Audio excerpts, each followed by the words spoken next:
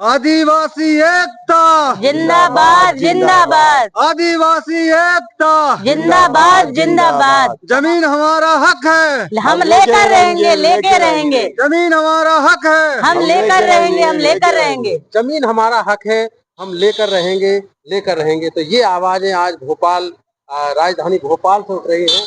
और आज जहाँ पर एक कार्यक्रम चल रहा है, जहाँ पर आदिवासी, एससी, एसटी, ओबीसी महासभा, ओबीसी के तमाम लोग जहाँ पहुंचे हैं, तो हम बात करेंगे। डिंडोरी की एक टीम है और डिंडोरी में जिस तरह का मामला आया है संजय पाठक जी वाला, जिसमें कितनी जमीन उनने दबाई गई है, आदिवासियों की जमीन को खाली किया गया है। जिस तरह भारतीय जनता पार्टी लगातार आदिवासियों की जमीनें खाली करवा रही है, कहीं ना कहीं आदिवासियों का भाजपा से जो है विश्वास उठ गया है और आज वो अपने लिए एक नई सत्ता, एक नई पार्टी, एक नए नेता की खोज में निकल चुके हैं। पहले तो आपका स्वागत है। आपका नाम क्या है? मैं श्याम कुमारी धुर्वे हूँ और मैं जल जंगल जमीन को लेके काफी सालों से मैं काम कर रही हूँ।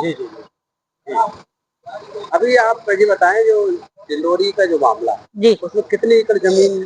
तकरीबन 1100 एकड़ जमीन है उसमें। 1100 एकड़? जी, 1100 एकड़ जमीन है और जिसको संजय पाठक ने काफी सालों पहले परचेज किया था।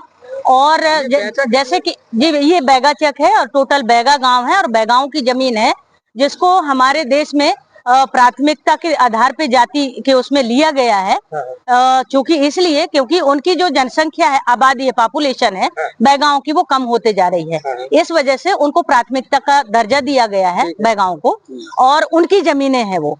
और ये फॉरेस्ट लैंड भी है, रिजर्व फॉरेस्ट भी है और कुछ भूमि राजस्व के भी है। आप क्या चाहते हैं? हम लोग ये चाहते हैं कि हम जमीन क्यों दें, हम क्यों दें? क्या आदिवासियों को, अगर वहां माइनिंग होगी, बॉक्साइड है वहां पे, तो क्या आदिवासियों को उसका हिस्सा मिलेगा? या आज तक हमारे देश में जितने भी आदिवासियों की जमीनें छीनी गई हैं हर राज्यों में माइनिंग के उसमें, चाहे कोल माइंस हो, बॉक्साइड हो या लोहा हो, कोई भी चीज हो, तो क्या आदिवासियों को उसका मतलब अधिकार मिला है? अगर हमारी जमीन है तो हमें पार्टनर बनाना चाहिए कंपनी वालों को। आप किसको दोषी मानते हैं? ये सरकार की दोष है सरासर, और सरकार में कहीं ना कहीं हमारे ही समुदाय के भाई लोग बैठे हैं आरक्षण के नाम पे, उनकी गलती है। क्योंकि उन्होंने संविधान नहीं पढ़ा है, हमें क्या अधिकार मिलना चाहिए, और ना ही इतिहास पढ़ा है। और एक और नारा है हम लोगों का, न लोकसभा न विधानसभा, सबसे बड़ी ग्राम सभा। तो ग्राम सभा को कोई भी महत्व नहीं दिया जा रहा है आज यहाँ मध्य प्रदेश में भी। ग्राम सभा की आपने बात किया तो मुझे दिग्विजय सिंह जी का राज याद आता है। जी, कांग्रेस की जब सरकार, जी, 1996 में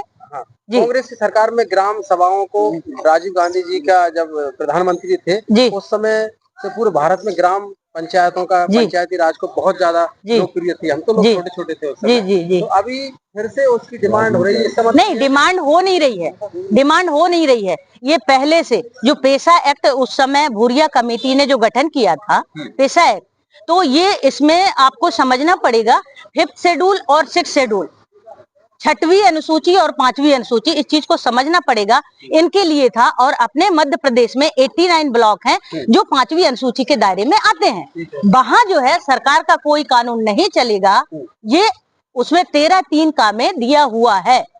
क्योंकि ट्राइबल ब्लॉक जितने भी हैं 89 ब्लॉक, और अभी सुनने में आ रहा है, मुझे क्लियर पता नहीं है कि अभी उसमें से 2 ब्लॉक और सरकार ने, हमारे मध्य प्रदेश सरकार ने कम कर दिया है। मतलब हमारे आदिवासी 2 ब्लॉक और कम हो गए हैं, ऐसे सुनने में आ रहा है। अभी नाम क्लियर नहीं हुआ है, तो ये बड़ी दुख की बात है हमारे लिए। जहां हमारे बढ़ने चाहिए वहां हम घट रहे हैं, और हमारे जमीनों को हथिया के सरकार हमारे समुदाय को अलग कर रही है, बिखरा रही है।